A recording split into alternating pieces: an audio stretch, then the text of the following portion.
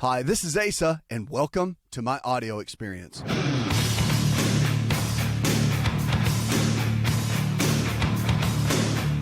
Today we're going to talk about you. This is about your health, no matter what you're struggling with. Diabetes, heart disease, arthritis, fibromyalgia.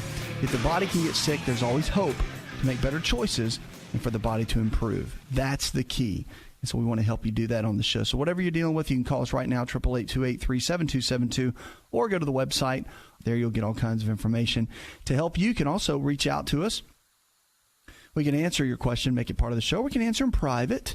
If you don't want to be on the air, it's okay. We'll take care of you there as well. 7 things your hair says about your health. You know, your hair talks about your health. You ever look at somebody and just say, yeah, they just don't look that healthy? Well, the hair and the skin and the eyes, remember the eyes are the window to the soul, but our hair talks so much about what's going on with our health, believe it or not. So 7 things your hair says about it. Gray hair and stress. So anyone who's watched the presidential hair from campaign to campaign knows this. Stress turns the hair gray.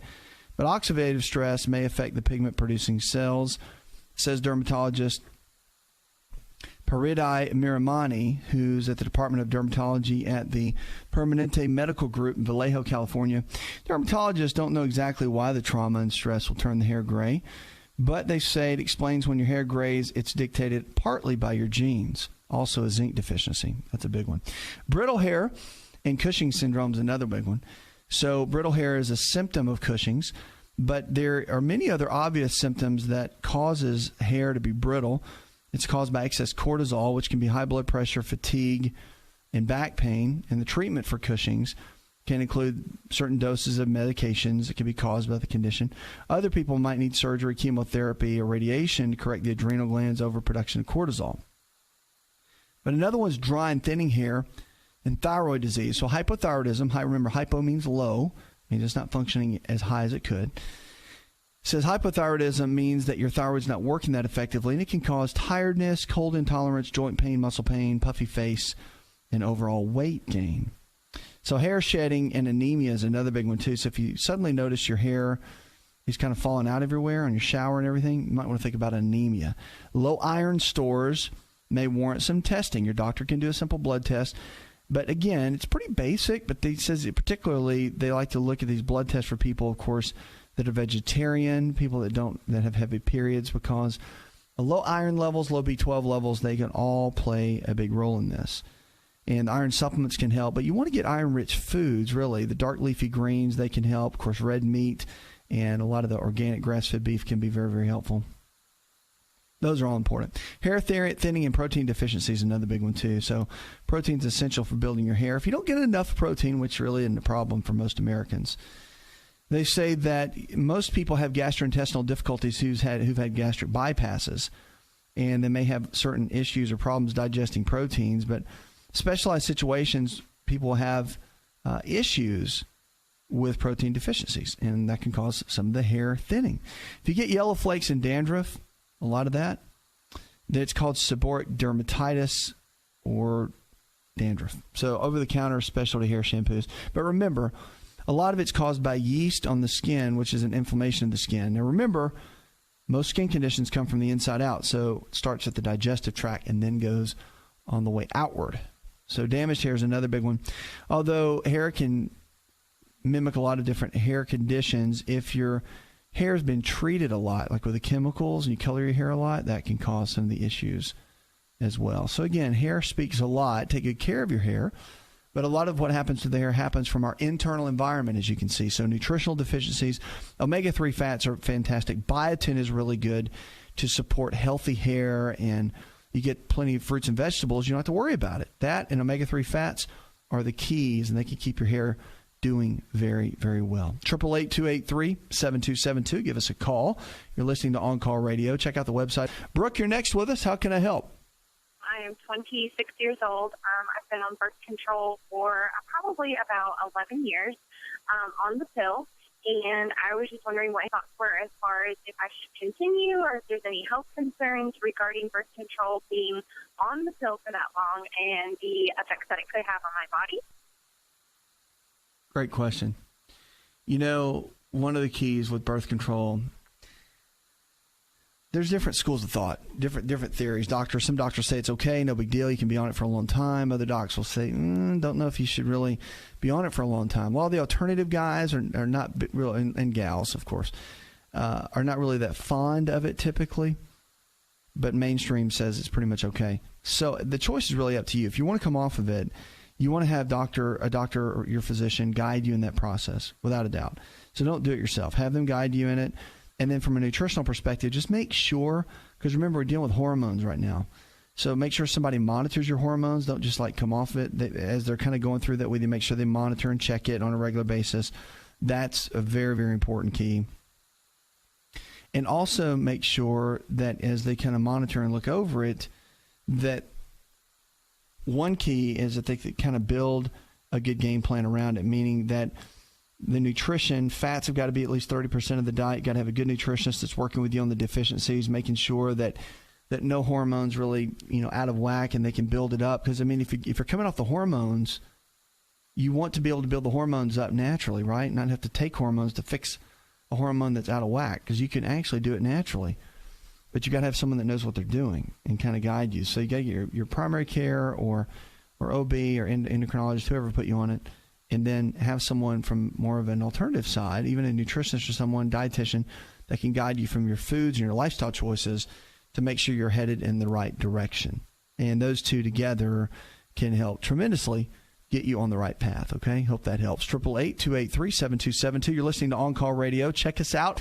Now, so much we hear about weight loss, and we hear about what do you do in the gym and how do I lose the belly fat?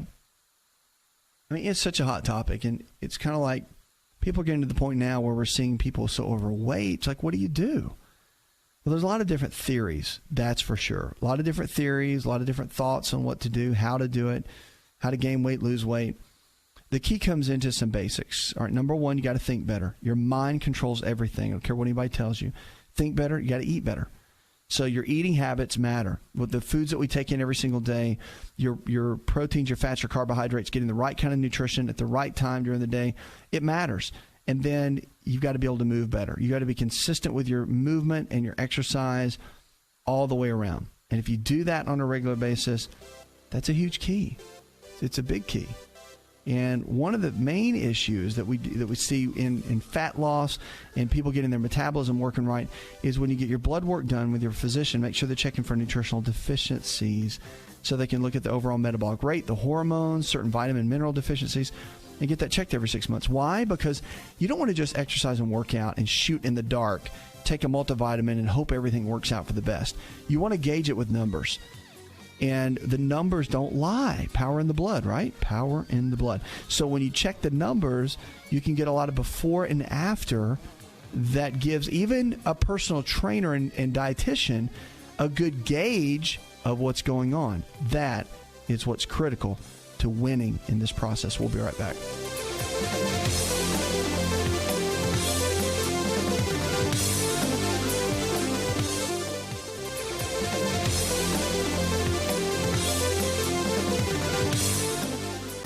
If you're looking for increased strength, increased endurance, and better recovery, then look no further than an all-natural nutritional supplement called creatine hydrochloride. Concrete is the brand, and it's the most absorbable form of creatine hydrochloride found today. Now, creatine is not just for athletes. You've probably heard that before, but creatine hydrochloride is for the everyday person looking to improve their health. Listen, I started taking creatine in college when I was a strength and conditioning coach at Florida State University. And I've taken it ever since my college years. And it's made a massive difference in my life. Everything in my body, I believe, is functioning better because of creatine. Creatine hydrochloride I've moved over to using Concrete, and it is the best form of creatine on the market. Concrete creatine hydrochloride is available at most Walmart stores and on Walmart.com or any store that carries nutritional supplements. Just make sure to look for Concrete brand creatine hydrochloride and watch your endurance, your strength, and your recovery and your immune system get boosted today.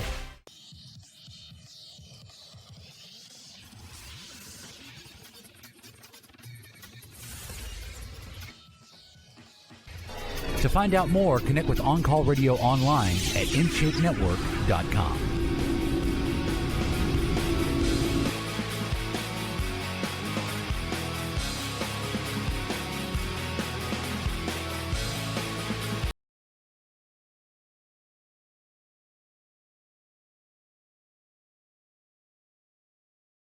to help take you from where you are in your current state of health to where you need to be. That's what it's all about. It's about living. It's about thriving. It's about knowing that regardless if you've made some mistakes in the past, it doesn't matter. Today's a brand new day. The body regenerates every single day. And the amazing part of that is that you can go to the next level with your health and with your life. All right, let's go to the phones to talk with Elizabeth. Hi, Elizabeth. Question is what about gastric bypass surgery, and I'm diabetic, and they're asking me to lose a certain amount of weight before I can have the surgery, and also I have a ulcer in my stomach, so the doctor has a few issues with me before he can even consider me for the surgery. I'm taking the classes and trying to do what I can do on my part. That's about it. Okay. Well, I think here's the deal. With the surgery, again, that's your personal choice, right, about what you want to do. And I would encourage you, eating from that perspective, getting that area correct, having a coach or a dietitian that work with you, I think is the first step, because you want to get someone that can lay out a good plan and hold you to it. Because remember, it's behavior more than anything, and have someone that can really hold you in some form of accountability and be encouraging to you and be that cheerleader is what you're really looking for. And that's the toughest part. It really is. So you're eating, breaking the different cycles and potential eating patterns, emotional eating, and that kind of thing is important. Here's the key, though. Let me give you some basics. Small meals, of course, 6 small meals a day, little meals. And proteins, your fats, your carbohydrates, which would be, so your lean quality proteins, chicken, fish, beef, or eggs, low glycemic carbs in the form of fruits and vegetables, and then good healthy fats, almonds, walnuts, cashews, avocados, those kind of things. Don't get nervous about fat. It's not going to make you fat. Fats are really, really good for you. They help stabilize your hormones, and they help regulate all those different areas which are so vital for your overall health. Hormone health is key, and you've got to have healthy fats coming in to make sure the hormones are regulating at their best level. So that's one big tip, and that can help you through that for sure. Now, the other key is with the bypass, exercise. Now, if the heaviness, I like swimming, but you've got to get some kind of cardiovascular, whether it's swimming, biking, or some kind of treadmill work or elliptical or something. But get into that 15 minutes to 20 minutes a day at a good intensity level. That will always help increase the metabolic rate. And then don't forget about weight training. Resistance training, probably 3 to 4 days a week, but having someone that can kind of handhold you in that process so you don't get injured and you learn proper form, that sort of thing. All that is a key. So getting started there is going to be first and foremost. Once you begin that process, then you can really begin to kind of thrive and get to that level. And then you may not even want to do the surgery at all, because you may start seeing so much progress that you say, you know what, I can do this. And that's why they want you to go through the counseling and go through that in the beginning, is because they want you to go through and say, wow, I think maybe I can do this on my own. That's my hope for you anyway, because so much of the struggle, if you can't control it, the surgery is helpful.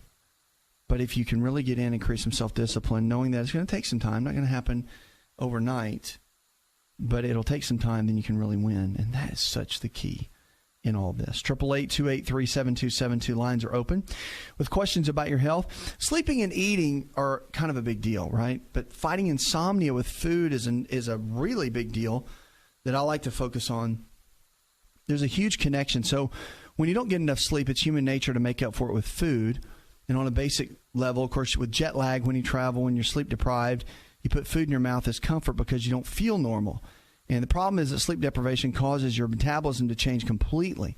So if you have sleep issues like snoring, sleep apnea, and you're overweight, then of course it's only going to make things worse. So forget all the fad diets with this. Really, regular meal times and regular sleep schedules are key number one. So there's really no set food plan or menu plan for getting a good night's sleep, except we know for a fact that getting certain foods at night before bed, higher amounts of calcium and good minerals will help you sleep better, like magnesium. And also I found that eating a couple of hard-boiled eggs or any kind of egg, scrambled, whatever, before bedtime can help, yolk and everything, because there's certain components in the yolk itself that will get you into a deeper stage of REM sleep, that delta stage of sleep. It is a key. And, of course, I like yogurt, Greek yogurt, plain. Can't have the kind with the sugar in it because sugar is going to mess with your blood sugar levels, mess things up while you sleep. But 90% of the nighttime eaters are indulgers. So they don't eat enough calories during the day, and the body says at the end of the day, hey, I'm starving. Need more food, more calories. I didn't get enough today. That's why the frequent feedings throughout the day are so beneficial. That's why I like doing basically the 6 small meals a day. 3 meals, 3 snacks, however you want to look at it, is really the best way to go. All right. Now, the other key is keeping your sleep schedule. So you want to go to bed at the same time if you can. And it's just so key. The body has a circadian rhythm. It doesn't like to stay up and go to bed at 10 o'clock one night, 2 a.m. the next night. It really just doesn't like that. It likes rhythm. It likes routine. The more you can do that, the more effective your energy levels are going to be throughout the next day. So it's all about putting that together. And don't go to sleep on a very full stomach. I like to just have a little bit. That's why I said like the yogurt, maybe 3 hard-boiled eggs before bed. All that can make a big difference in the amount that you sleep and the way that you sleep. And, going to sleep on an empty stomach, too, can be a big deal because if it's empty, you've already got low blood sugar levels potentially. Your body's going to be hungry. You're going to wake up throughout the night. So it's time to get a good meal in right before bed. That's my opinion on and a lot of the studies show that, too. But I learned about the eggs in medical school. In the training, there was a physician that just had these insights on sleep. He'd done a lot of sleep medicine and about the nutrition that goes with it. Very, very cool concept. The phosphatidylcholine in the egg yolk will cause you to go into a deeper stage of sleep. Very, very cool. Now, herbal tea like chamomile tea is great for the digestive tract and calms the nervous system. Is another great way to wind it down at night. Turn the screen off. Get off the computer. Get off your phone. And start chilling out about an hour before bed, and it'll help the pineal gland in your brain help you get some great rest. We'll be right back with more On Call Radio. Don't go anywhere. I'm going to jump in with more questions when we come back.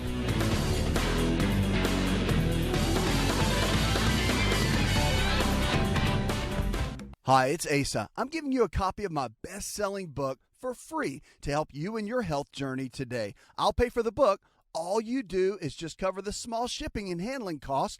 Go to AsaRx.com and get your free book today.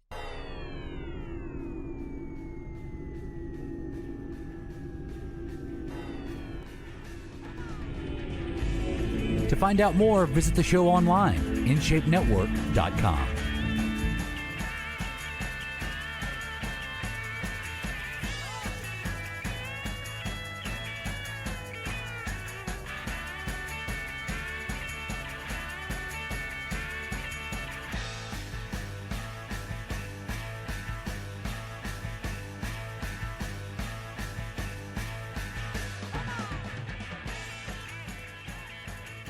You're looking for a lifestyle provider, someone in your area that believes the same way we do, all this nutrition and lifestyle-based care that we talk about, check out the website. Find someone there to help you go to the next level with your health and with your life. We've got team members growing all around the country. It's exciting to see all that's happening.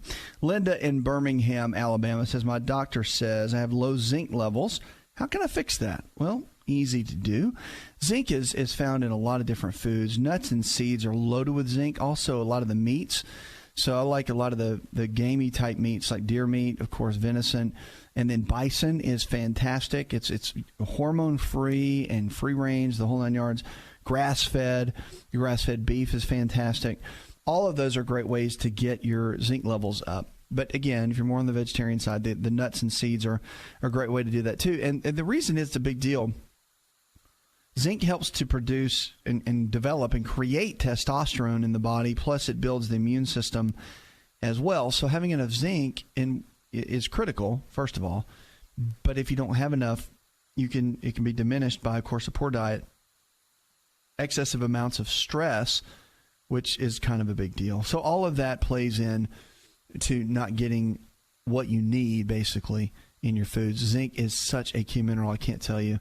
And guys deplete a lot easier than women do. Just a little key for that. 888-283-7272. Give us a call. Check us out on the web. Now, do you have a smartphone? Well, may not be so smart, they say. Smartphones have become kind of a must technology. I mean, I know I live on mine. I mean, everybody does for the most part. I remember when I switched from, first it was the flip phone to the BlackBerry, right? And that was just a huge switch for me. And then going from the BlackBerry to like the iPhone or Android or whatever was a huge one too. And now it's like, how do we even function without it? So, but here's the challenge. First of all, there's concerns about radiation. So the smartphones contain a lot more radiation. And of course, keeping it to your head all the time, if you're constantly on your phone, not a good thing. And of course, we'll do some more updates on that as well. But here's the deal. They're saying now that, of course, with the millions of Americans using them, the text or email is an arm length away. And so when you're dealing with that, it's hard to cut what we saw unplugging. It's funny, the word unplug never even used to be part of the vocabulary. Now it's like you have to set aside time to unplug. And if somebody doesn't answer your email or text immediately, it's like, well, what's the deal? Are you not paying attention to me? I'm like, here. And it's so funny. I can't even imagine the younger generation and how that whole thing goes down. So, but the issue is people bring it home with them, right? They're laying in bed instead of reading a book, maybe talking with your spouse, you're on your phone, which, again, it's almost impossible not to look at emails and that whole thing. So, and it also disrupts your sleep. So there's a blue light given off by these devices that interferes with the sleep hormone melatonin. And there's a psychological and physiological impact that it can have. At Michigan State University Department of Management, they said that there's a certain organizational behavior and human process that goes along with this. They did some studies with the National Sleep Foundation, and they found that to explore the smartphones and how they've raised issues with people at home, bringing business home, cutting down on sleep, and not shutting down business and what it's done to relationships and all that. But they found that through these studies, the recommendation they say is overall is not to take the smartphone to bed with you. So again, what can happen is it brings work into that part of your life, but it also, because of the tendency for the screen to be on, for you to text, to look at emails on your way to bed, it disrupts your circadian rhythm. It cuts down your sleep patterns. And again, it was just a big deal. I mean, the deal years ago when BlackBerry was kind of the big deal, they called it a crackberry, right? Like crack, like so addicted to it, people can't get off of the whole thing. And so again, it's about making some boundaries, setting those, because it disrupts relationships and it disrupts your sleep patterns, which is a big deal for feeling good and being able to function at a peak level for the next day. So again, it's about balance, keeping everything where it needs to be in its proper order, but again, it's about getting good sleep patterns in too, and that's kind of a big deal. You're listening to On Call Radio. We're going to go to Karen. Let's go to Karen next. Calling about my boyfriend, who is a professional cyclist and has been dealing with some issues that might point towards adrenal fatigue and low testosterone. His testosterone levels have been, he's a 24-year-old male, and they've been between 300 during his training and at the most around 500 when he's not training and had time off. And I'm just wondering about some things between his diet that he might be able to do to help raise his levels and to combat adrenal fatigue, if you guys have any suggestions. There's a lot you can do. Now, with a cyclist, I mean, again, they're going hard. I mean, it's whether you're a cyclist or if he's doing triathlons or even, Ironman, the amount of abuse their body takes is brutal, and it's just a hormone nightmare, really. But there are some things you can do. One of the big keys for him cycling and going for long distances is his increase of carbohydrate intake. Now, his fats need to be at least 30%, but his carbohydrates probably need to be bumped up around 50%, and then about, probably 40. You would need to cut down probably 25 on the fats and go about 45 on the carbs, and then probably keep his protein around 30 so he doesn't drop too much muscle mass. But those ratios, we call them macronutrient ratios, his macros, need to be in a good balance. A lot of the complex carbohydrates, sweet potatoes, brown rice, peas, beans, those are all extremely beneficial, and his body can, really, really use those for the expended energy that he'll be using. So I would focus a lot on that. And getting the right kind of nutrition in, that's a huge key for testosterone levels, because if he's got low testosterone, make sure he's got his fat levels up. If it drops below 25%, they say 20% is the absolute bare minimum. I like 25 and 30%. But with that much endurance, he's got to have more carbohydrate, depending on how lean he is, or he'll begin to just eat up his muscle tissue and his endurance will go down. So replenishing and bracketing his workouts too. So, for example, hitting about, a certain amount of carbohydrates before his workout, 50 or 60, about an hour before. And then right after the workout, there's a window of time, 30 minutes, that he's got to get in proteins and carbs. Now, those kind of carbs need to be high glycemic. Whether he uses like some type of higher sugary type drink like Gatorade, or bananas are really good choices at that time because they're higher on the glycemic index. They're fantastic, but probably 50 to 60 grams, not just like 20. So you need to get a lot in that window, and it replaces the glycogen levels. The body's like a sponge. It's been proven in all kinds of research articles that is, from a sports performance perspective, that's critical. And it helps him to recover for his next workout. So if you miss that window, you're missing this critical recovery time.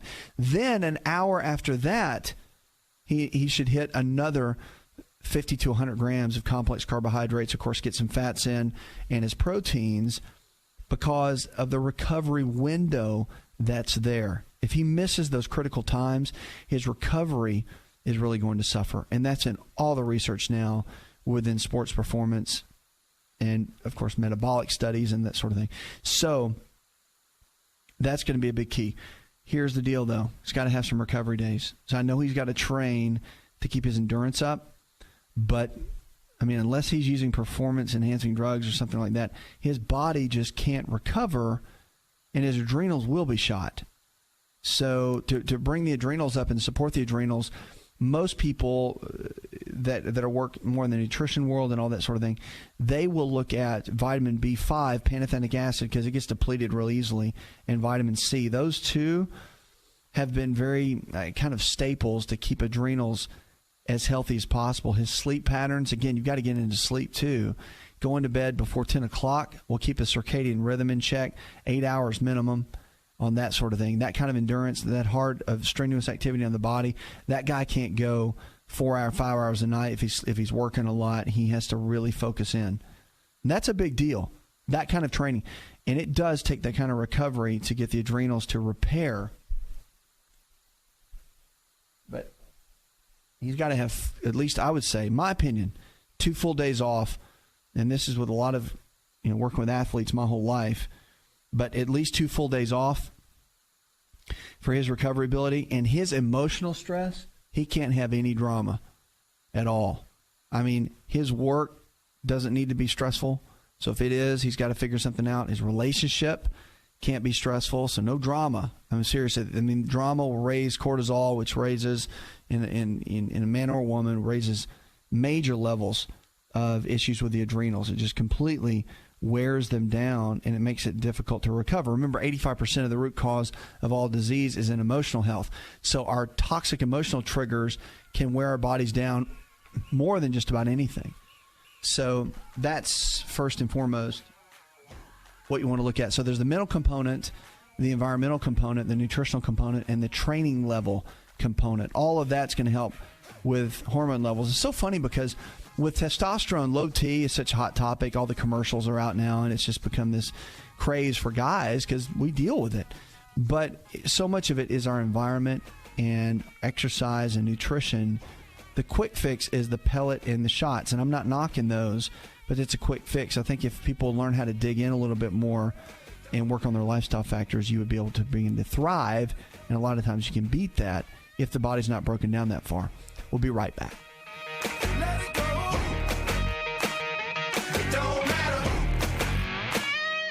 Are you ready to chow? It's time for Keto Chow. When it comes to eating healthy, the keto diet has become one of the nutrition leaders in optimizing health, losing unwanted weight, and reaching your health and wellness goals. No extravagant cooking, no long kitchen cleanup, and most importantly, especially for me, It's convenient. Just put quality Keto Chow powder in a bottle, add some heavy whipping cream or your favorite fat, a little water, and boom, shake it up and you're ready to chow. Keto Chow tastes amazing. So make Keto Chow easy for you and your family today with Keto Chow. Let's go chow. Visit Keto Chow online at ketochow.xyz. That's ketochow.xyz.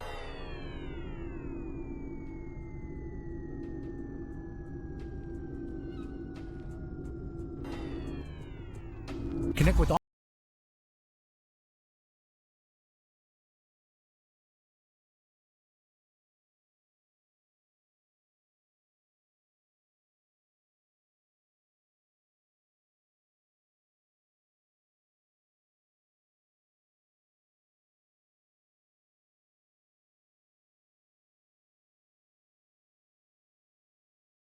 where you are in your current state of health to where you need to be.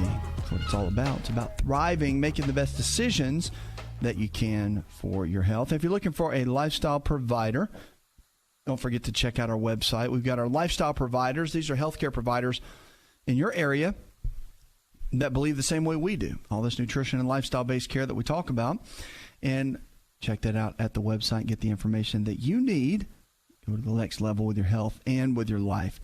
Some healthy foods that boost energy. People are always looking for more energy levels. And one thing I can hear emails and I get questions about, how do I have more energy? It's like with the demands of the day and everything that I need to do to function, what do I do and how do I function, or what do I need to do to get more energy? And that tends to be a key. Well, there's a lot you can do to boost your energy levels and really get them up. One, there's a great superfood, one of my favorites, are almonds. They're loaded with magnesium and B vitamins, which help convert food to energy. Research shows that people with low magnesium tend to tire more quickly during exercise and due to magnesium's role in energy metabolism. So you can boost your metabolism, of course, by adding a lot of these. The B vitamins, of course, or insufficient B vitamins rather, can lead to fatigue, irritability, and poor concentration. So grab a big handful of almonds. About 20 to 25 almonds make a good handful and can add a great benefit to your overall health. Now, another one, of course, is salmon. This is one of my favorites, one of my favorite fish. Now, it's called a brain food, kind of the ultimate brain food. It's loaded with omega-3 fatty acids and, of course, nutrition that can improve memory, reduce depression, as well as boost your overall energy and mood.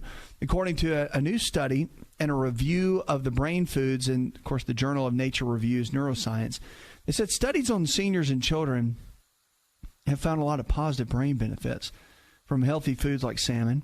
And the omega-3s, along with other nutrients, salmon's also a rich source of protein, which promotes a lot of the muscle building to keep body functioning at its best. Bananas are another one. Now, here's the deal with bananas. All right, here's my deal.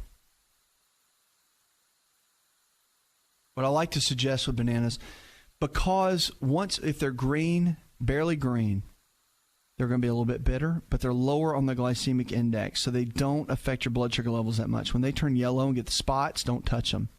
Too much going on with them then. A lot of actually can convert into more of a methanol type component, higher sugar. I mean, the glycemic index almost doubles when they turn yellow. So they're great for a post-workout snack or pre-workout. I use them all the time, and they're quick to absorb that with a little bit of protein powder. It's a great kick right before in the gym or right after. It's a great way to go. Kale's another one. It's one of my favorites. It can boost your energy. It's great for a salad. I like to use it in smoothies, which I use a couple of times a day. But it contains an amino acid tyrosine, which helps you mentally. It gives you a lift. Plus, it has loaded antioxidants and fiber to kind of fill you up and help keep your blood sugar stable. Hummus is another one. This is one of my absolute favorites as well. But hummus is a Mediterranean dip loaded. It's made from basically garbanzo beans or chickpeas. It's got the tahini in it, which is sesame seed based, olive oil, and lemon juice. It's real basic, but it helps stabilize blood sugar because of the peas or the beans, and it can really take off the edge of the hunger. And when it's used as a dip, of course, you can dip veggie in it, carrot sticks, and all kinds of little celery sticks, whatever, little carrots. But it's a great treat. One of my favorites. I like using it instead of like mayonnaise or something like that. Greek yogurt's another perfect one too. And I like it because of the high level of probiotics. And of course, Greek yogurt is loaded with healthy probiotics. It's got great protein-rich source to it as well. But it's really, really good because it's great for a snack, and it gives you high amounts of calcium, and it's just loaded with nutrients. It will really curb the hunger, and there's not a lot of carbs in it either. So you don't get a huge insulin or sugar response, which can be kind of a challenge with foods like that. So I would look into some of these as a quick snack. The thing is they're quick. Outside of the kale, which can be a little bit, challenging. I mean, you can get canned salmon that's wild caught, right? I don't like the can that much, but still. Almonds, you can grab those easily, carry them in your car with you. You've got bananas. Those are easy to carry around. Hummus, easy. And the Greek yogurt, easy. Not a lot of cooking and preparation, which that's right up my alley for sure. 888-283-7272. Give us a call, or you can check out the website. Let's go to Seth. Hi, Seth. My dad is 60 years old, has stage 4 lung cancer, and I'm just trying to think of what ways he can make his life less miserable before he goes, from a health standpoint. Yeah, I'm sorry to hear that. Stage 4 with cancer, especially lung, is not easy. The best thing you could do, I'm a big advocate of really first, no matter what the prognosis is, always believing the best, believing that every day you're given a day to fight, and if something's going to take you out, go down swinging, potentially. Lung cancer is something I saw my own family members deal with, and it's just very, very challenging. I can tell you this. Listen to the doctors, the oncology team. Look for alternatives as far as nutrition goes. There's a lot of great clinics out there. Dr. Brzezinski and the Gershon Clinic, there's some good options. You might want to just look into those and get some opinions. Even Cancer Treatment Centers of America have naturopaths on staff, and they take more of an integrative approach, which I like because they combine traditional and alternative treatment together. But I would look in those realms and also look at nutrition, because for him, every day counts. And remember, the body can make either good cells or bad cells based on the choices and decisions that he makes every day. Don't just throw your hands up in the air and for him, and where he just says, well, it's here, I might as well just eat fast food every day and enjoy my life. Fight, make better choices.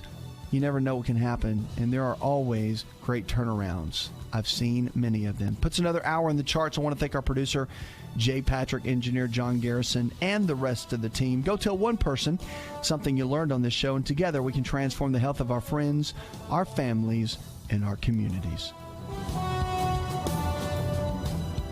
You can listen to the AsaRx audio experience on Spotify and Pandora. For all the ways to watch and listen, check out our show page at asarx.com/experience. Hi, it's Asa. I'm giving you a copy of my best-selling book for free to help you in your health journey today. I'll pay for the book. All you do is just cover the small shipping and handling costs. Go to asarx.com and get your free book today. This episode is over, but check episode notes for links to products and services you've heard about on this episode. Thanks for listening and subscribing. Please share the AsaRx audio experience with others and stay in touch by giving us your comment or review.